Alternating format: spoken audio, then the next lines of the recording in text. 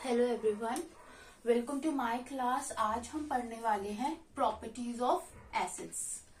ठीक है, पिछली क्लास में लास्ट क्लास में हमने क्लासिफिकेशन ऑफ एसिड्स देखी थी और आज हम अपना टॉपिक कवर करेंगे प्रॉपर्टीज ऑफ एसिड्स। तो नंबर 1 फर्स्ट प्रॉपर्टी क्या होती है? जैसे कि हमें पता है कि एसिड्स हैव सॉर टेस्ट। जितने भी एसिड्स होते हैं उनका कैसा होता है, उनका जो टेस्ट होता है वो कैसे होते हैं? सॉर टेस्ट होता है उनका। Acids have sour taste. ठीक है, ये फर्स्ट प्रॉपर्टी है।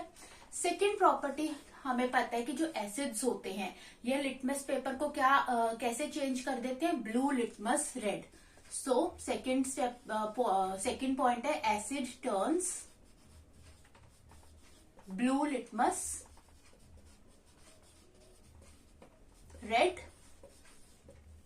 ठीक है, थर्ड प्रॉपर्टी ये कहती है कि जो एसिड्स होते हैं ना, जो एसिडिक सॉल्यूशंस होते हैं वो इलेक्ट्रिसिटी कंडक्ट करते हैं।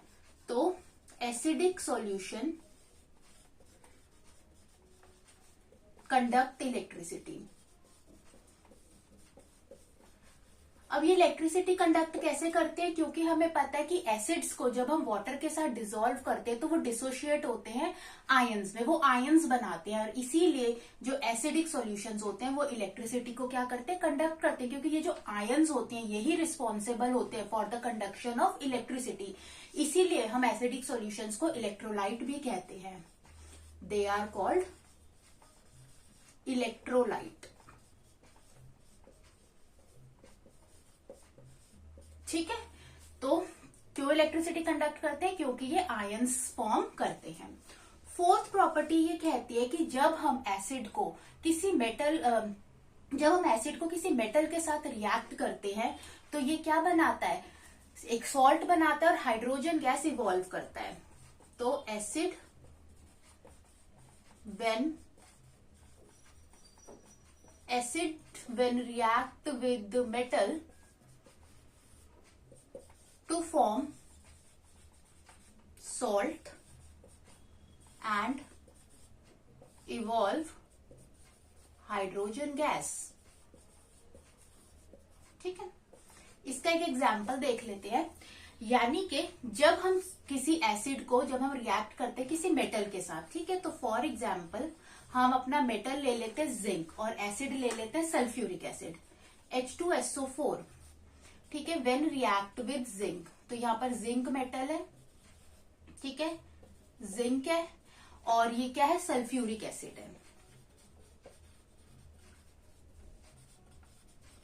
ठीक है, अब हम देखेंगे कि कैसे रिएक्शन होएगा। ये एक सॉल्ट बनाएगा। अब सॉल्ट कैसे बनेगा? देखो, जब हमने रिएक्टिविटी सीरीज पढ़ी थी तो ये जो जिंक होता है ये रिएक्टिविटी सीरीज में ऊपर आता है हाइड्रोजन से, यानी जिंक जो है हाइड्रोजन से ज्यादा रिएक्टिव है। इसीलिए जिंक क्या करेगा? हाइड्रोजन को क्या कर देगा? डिस्प्लेस कर देगा। डिस्प्लेसमेंट रिएक्शन होगा और फॉर्म करेगा ZnSO4 जिंक सल्फेट, जो एक सॉल्ट है। ठीक है, ZnSO4 बन गया क्योंकि इसने हाइड्रोजन को क्या कर दिया? रिप्लेस कर दिया और यहाँ पर ये हाइड्रोजन गैस क्या हो गई? इवॉल्व हो गई। ठीक है, तो यहाँ पर जिंक ने हाइड्रोजन को रिप्लेस करते हुए ZnSO4 बनाया। तो यहाँ पर ये कौन सा रिएक्शन हो गया? डिस्प्लेसमेंट रिएक्शन हो गया।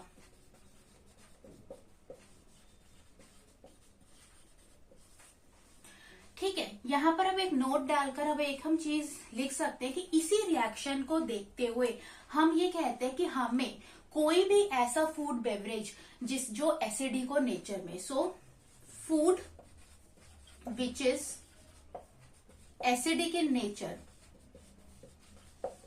जैसे कि ऑरेंज जूस आप कह सकते हो, है ना, या फिर लेमन जूस हम कह सकते हैं, ये सारे एसिडिक होते हैं नेचर में। इनको कभी भी किसी भी जो कंटेनर होता है, जो मेटेलिक वेसल होता है, उनके अंदर स्टोर नहीं करना चाहिए।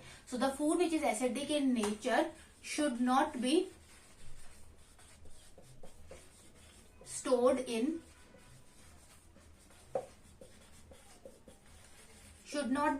in metallic vessel। क्यों? क्योंकि वो डिस्प्लेसमेंट रिएक्शन करेगा और क्या बनाएगा? एक पॉइजनस मेटेलिक कंपाउंड बनाएगा। ठीक है, so it should not be stored in metallic vessel because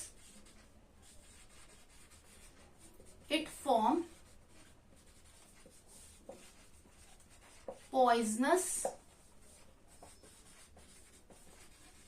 metallic compound which is harmful for health, which is harmful for health. ठीक है, तो इसी रिएक्शन की वजह से हमें अपने ऐसे फूड मटेरियल्स को जो एसिडिक है नेचर में, उनको कभी भी मेटालिक वेसल्स के अंदर स्टोर नहीं करना चाहिए, कि अगर हम इनको स्टोर करेंगे तो यहाँ पर ये डिस्प्लेसमेंट रिएक्शन होगा और एक पॉइजनस मेटालिक कंपाउंड बनेगा जो हमारी हेल्थ के लिए अच्छा नहीं होता है. ठीक है, ओके. नेक्स्ट, फिफ्थ प्रॉपर्टी होती है when acid reacts with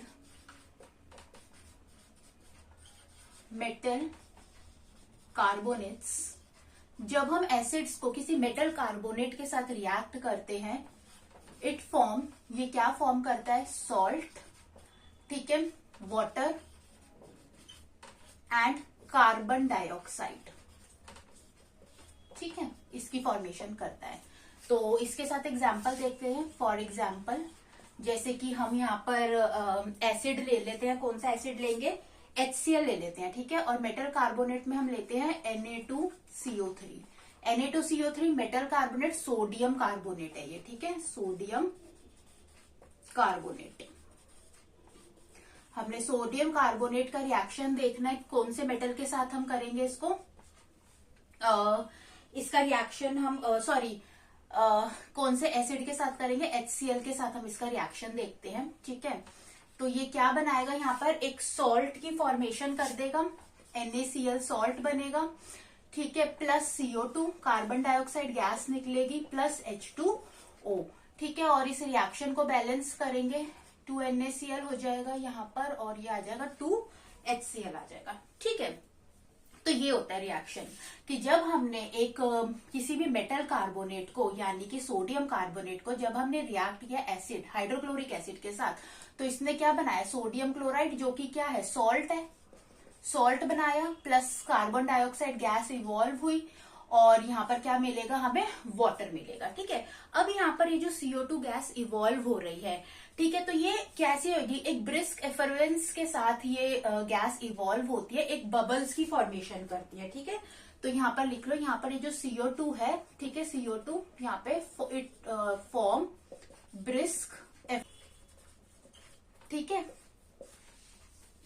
creating bubbles. इसका मतलब होता है ये क्या करती है? बबल्स क्रिएट करती है, क्रिएटिंग बबल्स. ठीक है, तो ये रिएक्शन था.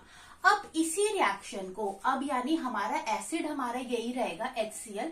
अब हम इसकी रिएक्शन अभी हमने किसके साथ करी थी? मेटल कार्बोनेट के साथ करी थी. अब हम इसकी रिएक्शन देखेंगे मेटल हाइड्रोजन, किसी मेटल हाइड्रोजन कार्बोनेट के साथ. ठीक है, तो सिक्स्थ यहाँ पर इसी में लिख लेते हैं, when acid react with metal hydrogen carbonate, it form salt. तो वो फॉर्म करता ही करता है, वाटर की फॉर्मेशन करेगा और CO2 गैस इवॉल्व करेगा. तो इसका एक एग्जांपल देखते हैं. फॉर एग्जांपल, अब यहाँ पर क्या था? सोडियम कार्बोनेट की जगह हम यहाँ लिख लेंगे NaHCO3, मेटल हाइड्रोजन कार्बोनेट. ठीक है, इसे हम क्या कहते हैं? Sodium hydrogen carbonate. ठीक है, इसकी रिएक्शन किसके साथ? अगेन HCl के साथ हम इसकी रिएक्शन करेंगे. हमारे पास क्या फॉर्म होएगा? सॉल्ट मिलेगा. सॉल्ट हमें अगेन वही मिलेगा, ये NaCl सॉल्ट मिलेगा, प्लस CO2 गैस इवॉल्व होएगी और प्लस वाटर मिलेगा. ठीक है, इसके अंदर ये रिएक्शन क्या है? ऑलरेडी बैलेंस्ड है. ठीक है, तो ये हो गया. तो चाहे एसिड्स का रिएक्शन सोडियम कार्बोनेट के साथ करो या फिर एसिड का रिएक्शन इसके साथ करो, मेटल हाइड्रोजन कार्बोनेट के साथ करो. ठीक है, फॉर्मेशन क्या होगी? सॉल्ट की ही फॉर्मेशन होगी, CO2 और H2O की ही फॉर्मेशन होती है. ओके. नाउ अभी जो हमने रिएक्शन देखा था कि जब हमने एसिड का रिएक्शन मेटल हाइड्रोजन कार्बोनेट के साथ किया था जिसमें हमें सॉल्ट, वाटर और कार्बन डाइऑक्साइड गैस मिली थी। अब ये जो कार्बन डाइऑक्साइड गैस है जो ये इवॉल्व हो रही है, हम इसका रिएक्शन अगर स्लेक्ड लाइम के साथ करवाएं, यानी स्लेक्ड लाइम क्या होता है, CaOH2, ये स्लेक्ड लाइम है, ठीक है। स्लेक्ड लाइम के साथ अगर हम इस CO2 को रिएक्ट करवाएं, ये जो हमारी इवॉल्व हो रही है, तो ये क्या फॉर्म करता है, CaCO3, calcium carbonate, calcium carbonate, जिसको आप लाइमस्टोन भी कहते हो, ठीक है, और प्लस वाटर बनाएगा, ठीक है। ये क्या करता है, it turns lime water milky, it turns lime water milky, ठीक है। अब ये कहता है कि अगर आप इसके अंदर ये फॉर्म हुआ है, हमारा ये जो प्रोडक्ट फॉर्म हुआ है यानी लाइमस्टोन प्लस वाटर, ठीक है, इसके अंदर अगर आप एक्सेस में CO2 पास करते चले जाएं, CO2 एक्सेस में पास करते चले जाएं, तो हमारा प्रोडक्ट बनेगा CaHCO3, ठीक है, CaHCO3 twice, that is calcium hydrogen carbonate, ठीक है। और ये क्या करेगा, ये जो मिल्कीनेस जो यहां पर बनी थी, इसको दोबारा मिल्कीनेस को क्या कर देगा, डिसअपियर कर देगा, ठीक है, मिल्कीनेस डिसअपियर,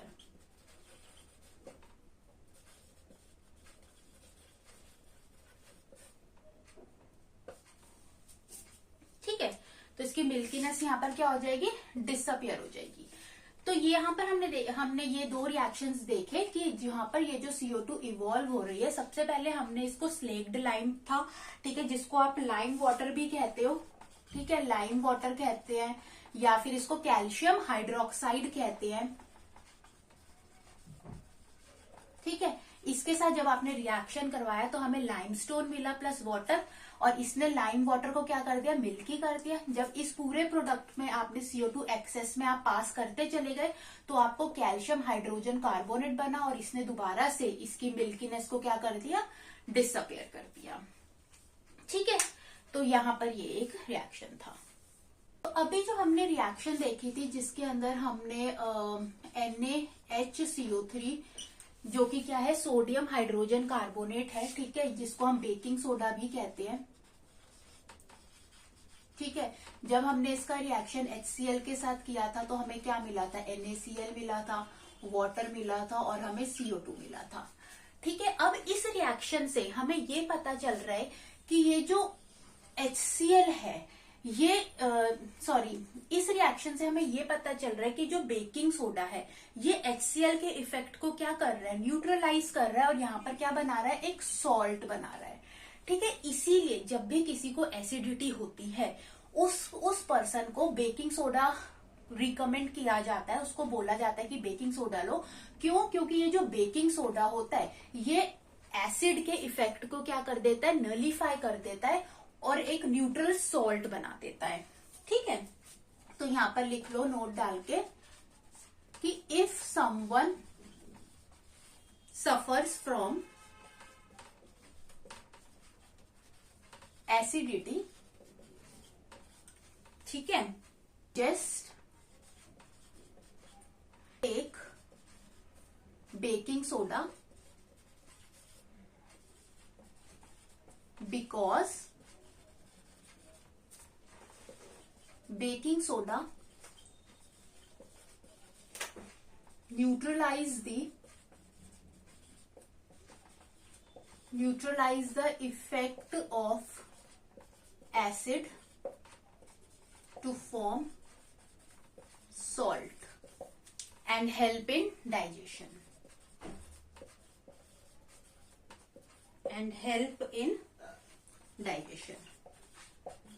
डाइजेशन में क्या करेगा, वो हेल्प करेगा, ठीक है। यहाँ पर बी सजेस्ट लिख लो, ओके। ये था। नेक्स्ट अभी ये जो हमने रिएक्शंस थे, मतलब चाहे हमने मेटल कार्बोनेट के साथ देखा या मेटल हाइड्रोजन कार्बोनेट के साथ देखा, अगर हम इसकी रिएक्शन HCl की जगह अगर हम H2SO4 के साथ करेंगे, ठीक है, यानी कि अगर इसकी जगह हम H2SO4 यहाँ पर यूज करें, ठीक है, तो यहाँ पर क्या बनेगा, मेटल सल्फेट बन जाएगा। यहाँ पर मेटल सल्फेट बन जाएगा प्लस CO2 और प्लस H2O यहाँ पर फॉर्म होगा। एक चीज और, यहाँ पर ये जो CO2 जो निकल रही है, ठीक है, ये क्या करती है, ये कंबशन को सपोर्ट नहीं करती है, इसीलिए यहाँ पर ये फायर एक्सटिंग्विशर्स के लिए भी यूज होती है। तो CO2 जो होती है, carbon dioxide gas, does not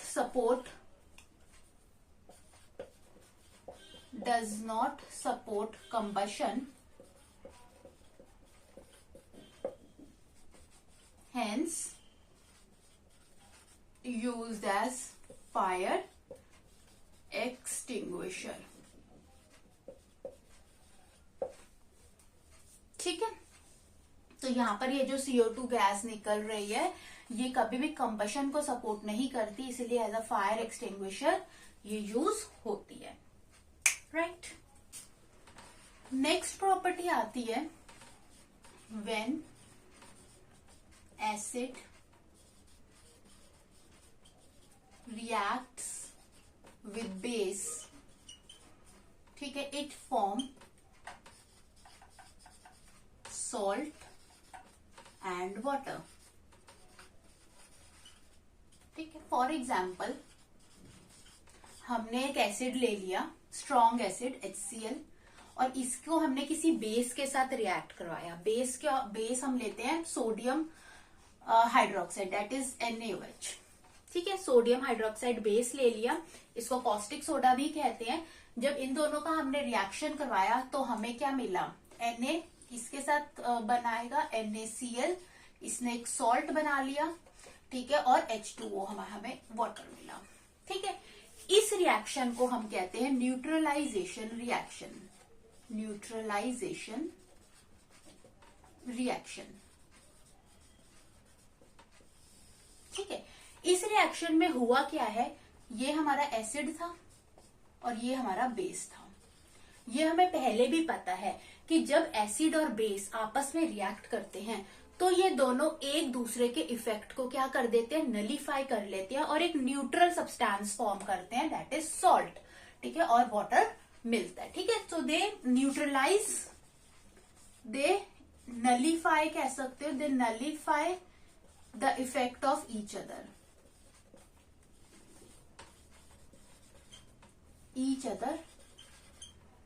and form salt। ठीक है, तो इसे हम कहते हैं न्यूट्रलाइजेशन रिएक्शन। ठीक है, अब इसी के बेस पर एक कॉन्सेप्ट देखते हैं कि हम एक इंडिकेटर देखते हैं। इंडिकेटर फिनोल्फथलीन, सिंथेटिक इंडिकेटर है फिनोल्फथलीन। हमें पता है कि फिनोल्फथलीन होता है, ठीक है, इसका जो नेचुरल कलर होता है वो क्या होता है, कलरलेस होता है। ठीक है, और एसिड के साथ सबसे पहले लिखेंगे इसका कलर ये कलरलेस ही रहता है, और बेस के साथ ये अपना कलर क्या देता है, पिंक कलर देता है। ठीक है, इसका वैसे जो नेचुरल कलर है ये कलरलेस ही है।